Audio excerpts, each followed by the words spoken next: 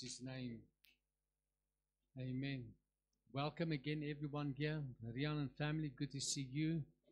Good to see everybody here. Now, Pam's granny. Good to see you. Right. Before we start, let's pray. Father, I thank you that we can come together like this and share your word with one another. I thank you, your word is sharper than any two-edged sword. I thank you, Lord God, that your word will enter deep in the hearts of people and that you will encourage us and comfort us through your word so that we may do that which is well-pleasing in your sight. Thank you, Holy Spirit, that you are in this place this morning. We welcome you, and I lean heavily upon you to bring this teaching to the people. Let it be blessed in Jesus' name. Amen.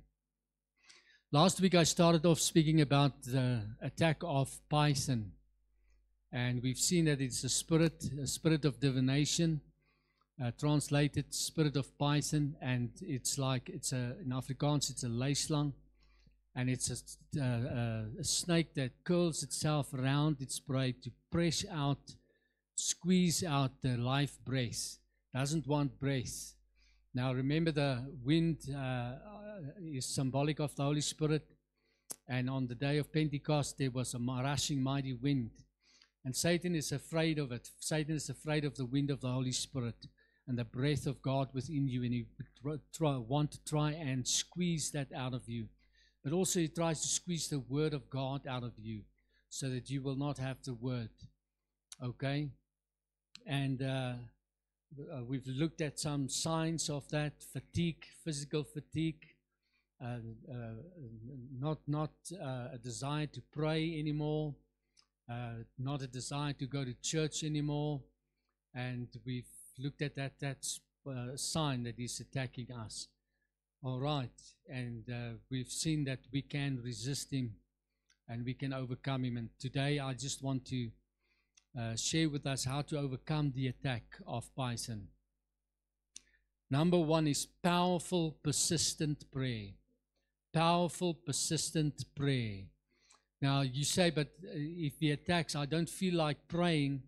But I want you to know that you can go in your prayer place and force yourself to pray, and you'll see after 5 minutes or 10 minutes, prayer becomes easier.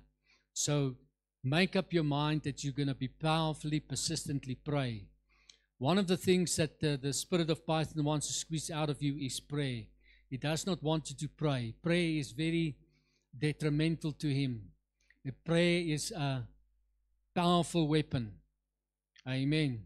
Paul and Silas encountered the spirit of divination called Python when they were on their way to pray. When this slave girl shouted after them, this is the men of God, they are showing us the right way. It was true, but the spirit inside of her was the spirit of Python, wanting to come close to them in times of prayer and squeeze out. Just imagine if they opened up for that spirit and thought that was from God. So he's very cunning. Satan will do all that he can to distract you from prayer. Everything that he can, he will do to distract you from prayer. We ought always to pray, not just a quick prayer here and there, but concentrated prayer. We are to take time to pray when there are other things demanding our attention. Nothing should become so important as our prayer life. I'm going to say it again. Nothing shall become as important as our prayer life. That is the reason why we should have a definite place and time of prayer, so that we can meet that appointment with God no matter what. Put yourself in that situation. Choose a time, best time for you, and meet with God in that time of prayer. Prayer is like our lifeline. Without it, we will be powerless and weak. And Satan knows that. If he can stop you from praying, you will be weak and powerless against his onslaughts. A prayerless Christian is a weak Christian. A prayerless Christian is a confused Christian, not able to get direction from God. A prayerless Christian is a weak Christian, a confused Christian, not able to get direction from God. A prayerless Christian is a Christian with no real resistance against the enemy. Without prayer, there's no real resistance against the enemy. He can get anything into your mind and you will do that. Amen. The most powerful people and influential people with God are those who learned how to pray. You can look at church history. The mightiest men and women of God were men and women of God of prayer, much prayer. Hours of praying in your prayer language. It must not be quick prayers, but intense prayer in that time in the presence of God. The greatest weapon is not evangelists or preachers. Our greatest weapon is prayer. Paul says to pray without ceasing. He also says that he thanks God that he speaks in tongues more than they all. Now he's referring to intercession in other tongues. You can pray for hours in other tongues, interceding. We don't always know what to pray for as we ought to, but the Holy Spirit intercedes for us. And in tongues you can pray many hours, hour upon hour. Prayer is the power on earth that moves the things in heaven. I'm going to say that again. Prayer is the power on earth that moves the things in heaven. A man or a woman who knows how to pray is a powerful individual who is able to influence heaven. And we've seen several of them in the book of the Bible books. It seems that God does nothing unless a man or woman prays. God does nothing unless we pray. God works with our prayers. God answers our prayers. Every great revival started with prayer. Consistent, powerful prayer. A man or woman who knows how to pray is a powerful individual who is able to influence heaven. Okay? Much of our destiny, much of our future depends on how we pray and how we seek God. In the book of James, the Bible says, you have not because you ask not. Every revival that ever occurred was a direct result of people praying and continuing to pray fervently for an extended period of time. Every revival ended when the people who prayed stopped praying. I think of Finney.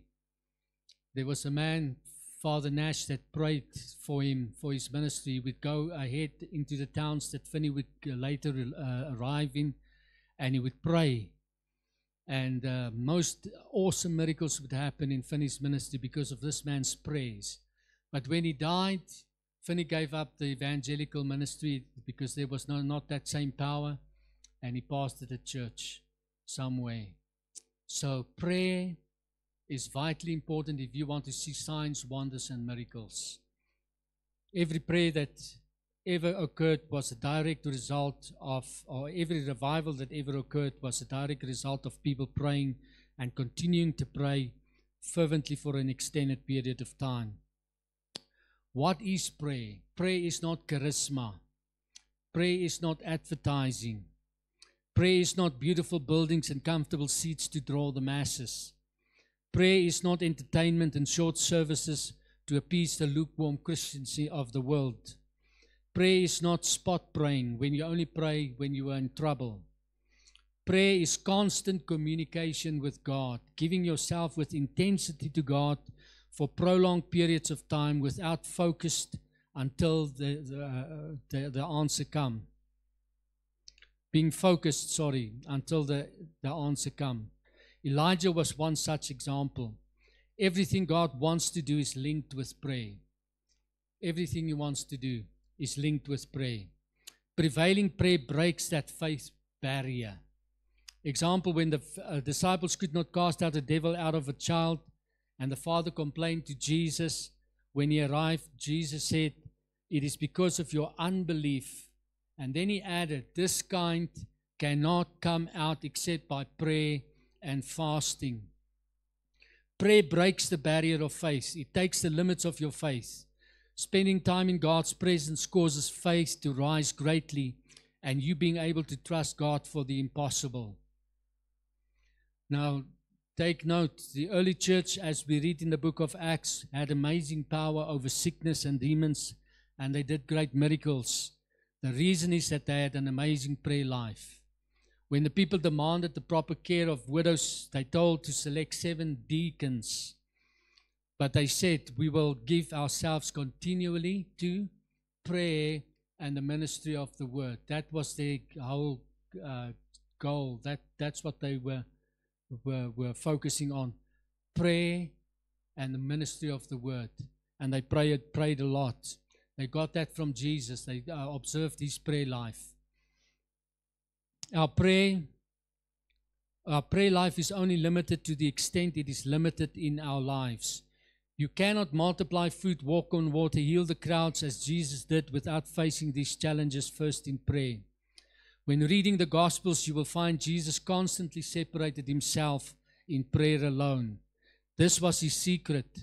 The disciples knew that because they witnessed that and following this pattern set by Jesus after his ascension, they were as powerful in ministry as Jesus was.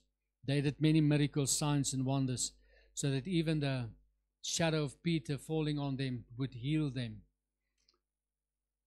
And this is for us today as well. We think it's not for us. The reason why we don't move in such power is we don't pray like they prayed for hours upon hours upon hours. And there's many hours in our day, many times that we can set aside to pray and seek the Lord. Not with flimsy prayers, but with intense prayers. Be intense when you pray to God. Folks, we will not be able to do the works that Jesus did and greater works.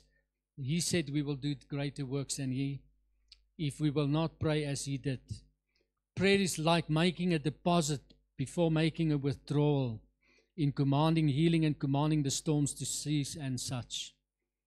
Persistence. Daniel is a good example of persistent prayer. He kept going for 21 days until the angel came with the answer. Real faith says, I will keep on praying. I will keep on knocking. I will get the answer. How can we learn how to pray and pray effectively? The only way to learn to pray is to pray. You start off praying. Start off opening up your heart to God. Start talking to God. Pray the scripture back to God. I find that when you read the Psalms, and most of them are prayers, you can pray it back to God if you don't know how to pray. But the best way to pray, to start praying, is to pray. How do you know what to say to God? How do you know what to say to God? Sometimes you feel like you've got nothing to say. Pray the word back to him then. Pray the prophecies that you've received back to him. Remind him of what he has prophesied and what he has promised you. I found that reading especially the Psalms before praying taught me a lot about praying, for many of them are prayers that David and others prayed to God. Find promises in the Bible and start praying them back to God. The promises that God has made you. Pray in your heavenly language you received when you were baptized in the Holy Spirit. And yeah, you can pray for many hours. You can pray in another tongue. And Satan will tell you it's no use, but you spite him and you do it again and again and again. And hour after hour after hour. And you will get into visions and dreams of God, and supernatural things will happen. Number 3, keep your faith strong. Satan wants not only to squeeze the life out of your prayer, but he wants to undermine your faith by setbacks. Don't let setbacks get you to complain instead of believing God. Speak words of faith in the midst of crisis. Dig into the word and the promises contained there and voice it rather than the problem you are facing. Pastor Volmerans has a book out, Shield of Faith, with a lot of faith promises that you can read to yourself over and over again. It works. Dig into the word and the promises contained there and voice it rather than the problem that you are facing. Do what God tells you to do in times of crisis. It's important that we are obedient to God. Remember, faith is one of the fruits of the Spirit and is only active through love. Faith that works by love, the Bible says. Now, therefore, there is hope, faith, and love, but the greatest is love, because faith works by love. You can have all the faith but no love, and you will not see any miracle. Faith works by love. perfect love always forgives. Perfect love always has no agenda of selfishness. What breaks the power of Python is not motivational speaking and life coaching. Only fiery, spirit-filled prayer and powerful speaking of the truth of God's word will break the attack. We cannot coach or plead the spirit of Python out of our lives. We need to be stern and focused and being uncompromised when it comes to sin and living for Christ. A victorious person does not play around with sin. So if you're playing around with sin, leave it. A victorious person is not distracted, but committed. Then in number 5, praise is a powerful weapon against the spirit of Python. Praise declares the victory before it happens in the natural. God wants us to break through into the impossible. Remember Paul and Silas? We've spoken of them last week as well in the prison. At 12 o'clock at night, they praised and worshipped at midnight. And remember what happened. All the bonds fell off, the gates were opened, and there was the salvation of the guardian of the jail and his family. Don't let the devil give you nightmares and anxiety. Don't let him give you sleepless nights. Rather give the devil nightmares by praising and worshiping God when you feel all down and discouraged. Praise and worship God, and you'll bring God on the scene. You'll feel your spirit lift. Example, Gideon. In the time of Gideon, before God called him, Israel was afraid. They had nightmares because of the enemy that constantly, year by year, invaded them and stole and destroyed all that they had. They hid themselves away. Gideon himself in secret beat out grain and hid it from the enemy. When God called this man that was really a bundle of fear and weak, he sent him one night to the enemy camp, where he overheard a man telling a dream to his friend about the fact that God will give deliverance to Israel through Gideon. And this encouraged him. And you know the story that with 300 men, he overcame the hosts of the enemies. Because God fights for him. God fought for him. God fights for you. God wants to fight for each one of us. God has not brought us here to leave us here. God brought us here to take us further. We go through seasons and we go through situations, but God is God, and He forms us and molds us and gets us ready for what we do not yet know. And He will make it known to us as we go along. Let's yield to God's processes of molding us and building us into the army that He wants us to be. It is time for the enemy to have nightmares. Praise gives the devil nightmares. It is time that we resist sickness, resist poverty, resist fear, resist depression and anxiety. We are to gain the higher ground through praise. You bring God into your circumstances through praise, but also through prayer. Facts about praise. Praise is a weapon. Some things will not break until you raise a hallelujah. Praise activates the spirit world of angels. Praise confounds the enemy and releases the power of God. Praise is a lifestyle. It's something you should do every day. Praise frees others also. Praise is recounting the faithfulness of God and the past victories He gave you, thereby stirring great faith in your heart for the present and the future. Praise must be wholehearted. You cannot do it half-heartedly. Praise God in the valleys of life as well as the mountaintops of life. Praise will get you out of the valleys. Praise will cause the mountaintop experiences so much the more powerful and ensure perpetual victory. That's what praise will do. Psychologists and psychiatrists discovered that whatever dominates your thoughts in the morning and evening determines what your life is going to be. It therefore makes perfect sense to occupy your mind with praise, with the word and the goodness of God. Go to bed praising God. Rise up praising God. made me think of Smith Wigglesworth. He said he does not, when he wake up, ask Smith Wigglesworth how he feels. He tells him how he feels, and he dances around the bed and praises God. And that was key for his powerful ministry.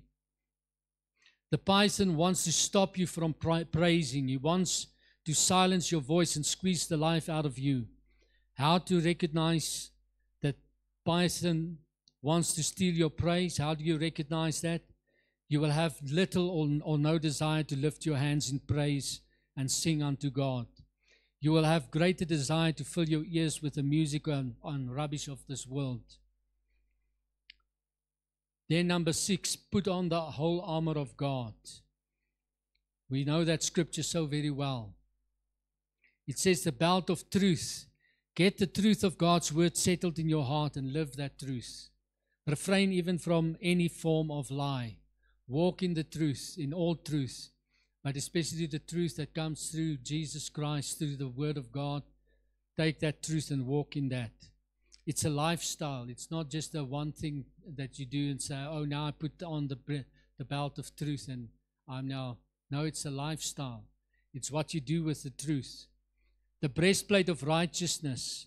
Know that you are righteous of the righteousness of God in Christ Jesus, and that there is no condemnation to you.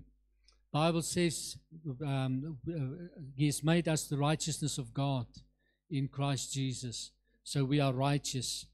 There's no condemnation for those who are in Christ Jesus.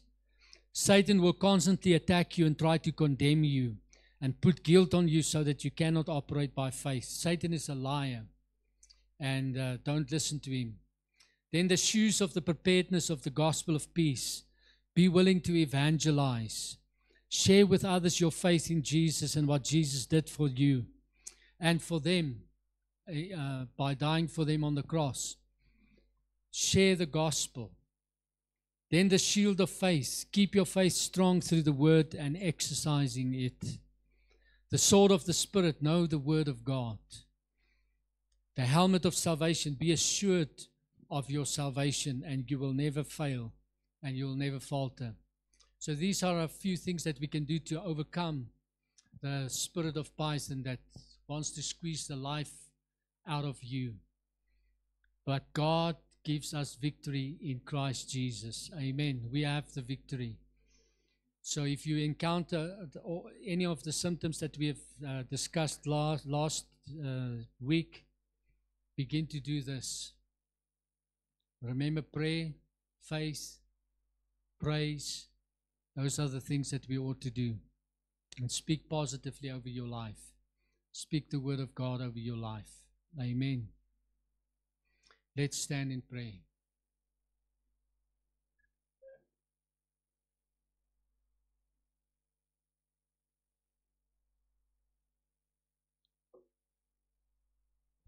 Father, we thank you for your grace and your mercy and your kindness. We thank you that you've given us perfect victory over the spirit of python. Help each one of us, Lord, to do the things that we ought to do to overcome any attack of the enemy. And Lord, I pray your blessing in finance, your blessing in relationships, your blessing in work situations, Lord. Let it be for your people in Jesus' name. Let your face shine upon them, give them grace, give them peace. Let the love of God be with them, and the fellowship of the Holy Spirit be with each and every one of them. Amen.